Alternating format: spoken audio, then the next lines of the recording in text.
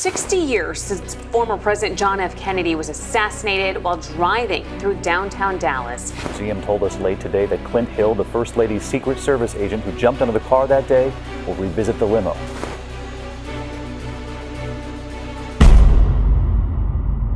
Was Kennedy's assassination the result of a rogue faction within the government protecting their interests?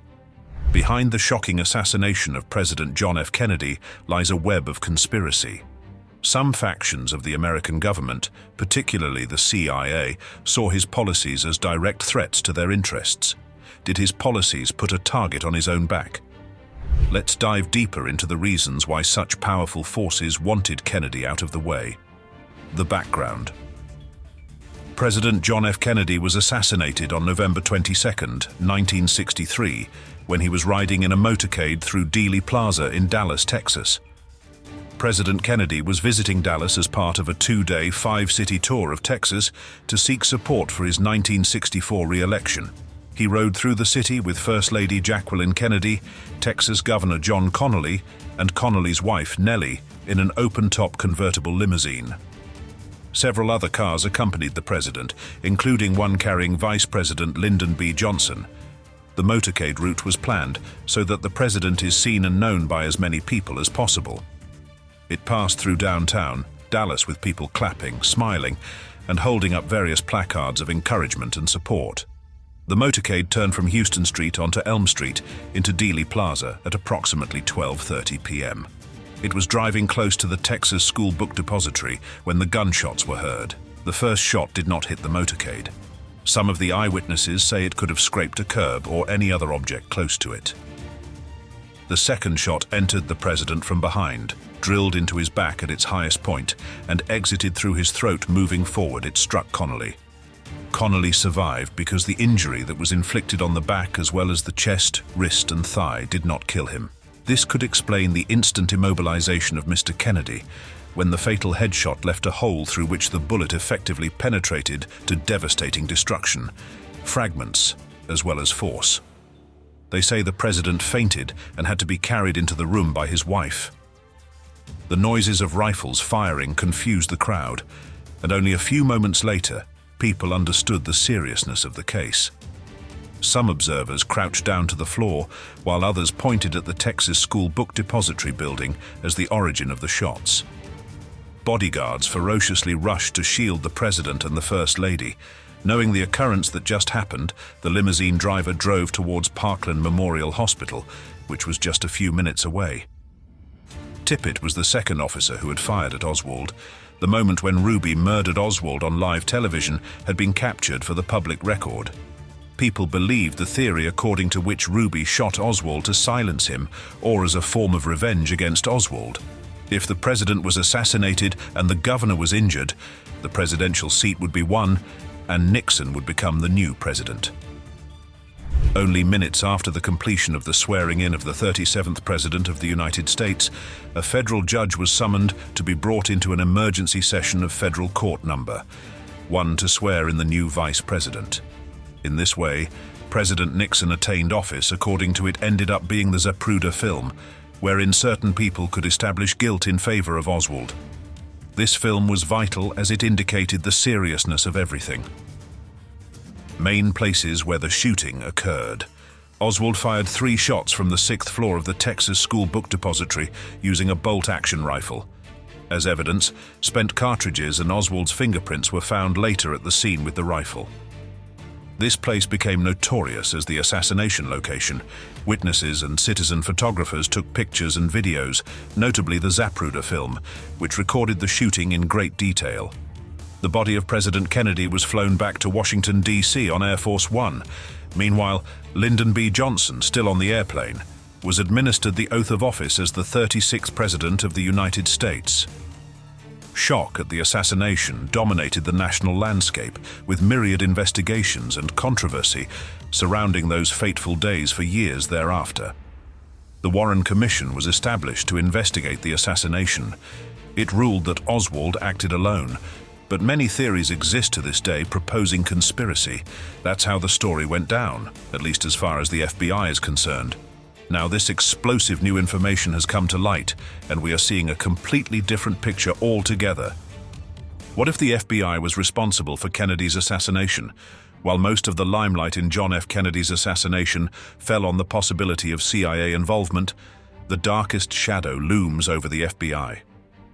Did the agency tasked with protecting the law carry out one of America's greatest horrors? Let us explore some scary possibilities that could suggest that the FBI might have had a reason to shut up JFK. Very much serving as the foundation of this television series, Kennedy-Hoover animosity is explored in this theory. Although Hoover dominated the Bureau from its beginning, Kennedy friction emerged in many areas. It is said that Hoover and Kennedy had major differences. DSS was informed that JFK had seriously considered Hoover's ineffectiveness and even discussed sacking him, which would have eliminated his boss Tweed's privileged position. Especially for a man with political power and influence, such loss most certainly would have been an unbearable insult. This transparency threatened the Hoover empire of secrecy. He operated the FBI as a fortress of hidden files and classified operations. Kennedy's dream of responsibility and openness stood at risk of exposing decades of Hoover's clandestine activities, files on political figures, surveillance programs, and potential incriminating evidence Hoover used to manipulate the powerful. Kennedy's position on civil rights was especially unpopular. Bob Kennedy took a firm line on civil rights for the Democratic Party. Its administration was bringing immeasurable pressure on the FBI to address and eliminate racist policies in law enforcement and the South. Proclaimed to be a man who tended to side with conservatives and segregationists most of the time, Hoover refused such directives. Was Kennedy a threat to the Bureau because of his relentlessness towards reform? The FBI under Hoover's presidency regarded Kennedy and his rising power as a threat to their authority. Hoover's suspicion of the Kennedys, especially his brother Robert Kennedy, who was the Attorney General and directly supervising the FBI, only worsened the situation. But Olson proceeds to argue that Robert Kennedy focused on organized crime and corruption as part of his larger war on crime, which weren't areas that Hoover had emphasized before. Hence, this strained the relationship between the Kennedy administration and the Bureau, which is why it makes no sense. If the FBI were involved, it wouldn't be a spontaneous action, but the agency trying to cling to power and defend its status quo. It possessed operational security, resources, and intelligence that the task of staging such an event would fall into its purview and guarantee that traces would not be easily identifiable. Did Hoover's FBI ever conclude that the Kennedy vision of change was too threatening to their status quo? If so, the truth may be locked away in the classified vaults of history, waiting for the day it's finally brought to light. The police claimed that Oswald had also shot dead a Dallas police, J.D. Tippit, who accosted him about 45 minutes after Kennedy's shooting. After the Tippit shooting, Oswald ran and got in the cinema known as the Texas Theater without buying the ticket. An eyewitness bystander, Calvin Brewer, described Oswald as peculiar before the latter entered the theater. While Julia Postal, who sat in the front, was selling tickets, noticed Oswald climbing into the room and quickly ran to the police, the arrest. At 1:45 p.m., the police raided a Texas theater. It only took a few minutes in the shrouded atmosphere of the theater for the guards to subdue Oswald and haul him off to jail. He was said to be holding a pistol and said, "I am not resisting," as the officers proceeded to pull him out. The mystery of the two Oswalds. Nevertheless, some of the first-hand testimonies of people around the time when Tippit was killed have been considered to be material for conspiracy theories. Several people claimed they had seen Oswald or a man who resembled him in different locations at the same time.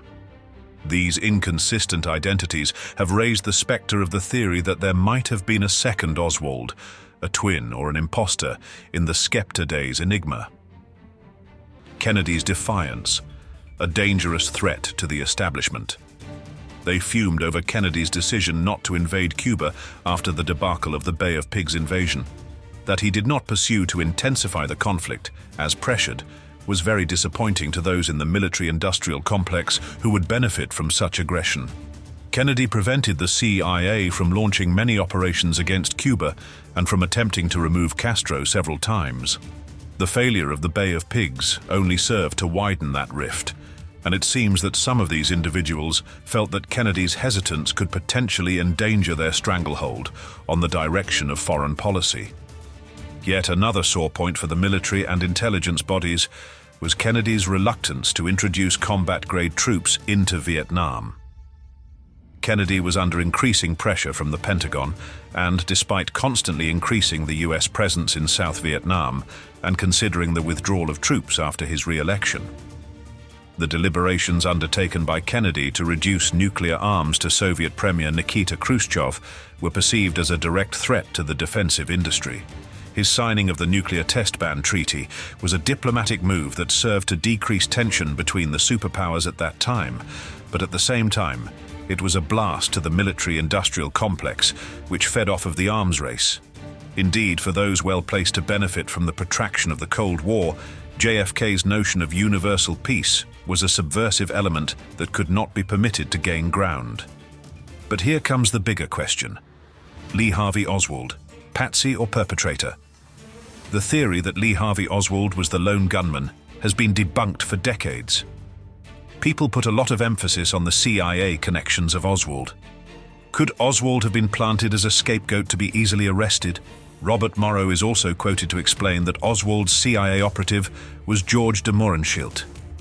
De Mohrenschildt said that a CIA agent asked him to meet Oswald, and shortly after telling this to the committee, he died. James Jesus Angleton, director of the CIA counterintelligence, had a file on Oswald, and his group did have a role in surveillance regarding the assassination. Richard Case Nagel, an ex-CIA double agent, accredited himself to having been assigned to spy on Oswald with full knowledge of the plan and contended that the KGB knew of the plot. Nagel died a rather suspicious death after having agreed to help the Assassination Records Review Board. A man that resembled very much Oswald was arrested in Chicago days before Kennedy went to the city over threats of an assassination attempt. Other possibilities and unexplained deaths. The series of suspicious deaths connected with JFK's death proves that something is wrong with the judiciousness of the official conspiracy theory about Oswald as the only person behind the plot. As such, there are inconsistent findings of medical evidence or medical contradictions. There has been great controversy as to the medical examination of Kennedy and the kind of wounds he had. Earlier, the specialists who practiced at Parkland Hospital noted there was a bullet entry in Kennedy's throat, while the official post-mortem showed the wound was of an exit nature. Unusually, there was pressure from the administration to change their statements concerning the attending doctors. Of course, one can also call attention to the fact that the only recording of the actual autopsy, made by Lieutenant William Bruce Pitzer, disappeared without a trace. Adding to this are the suspicious circumstances of Pitzer's death later in his life, but the mystery only deepens. Jack Ruby's role.